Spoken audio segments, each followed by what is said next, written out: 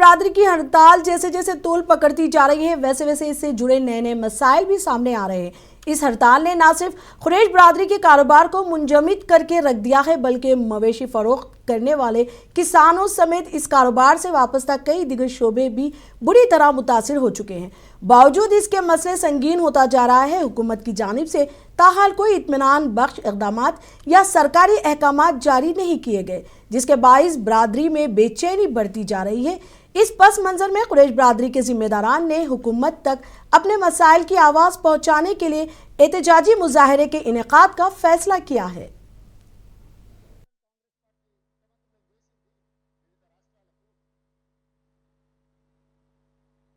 हमारे शेतकरी भाई और कुरैश बिरादरी और यहाँ के नांदेड़ शहर के तमाम तंजीमें, जो सोशल वर्कर्स है, पॉलिटिकल पार्टीज़ है, सेकुलर जमात से ताल्लुक़ रखने वाले हैं, उन सबको हमने इनवाइट किया।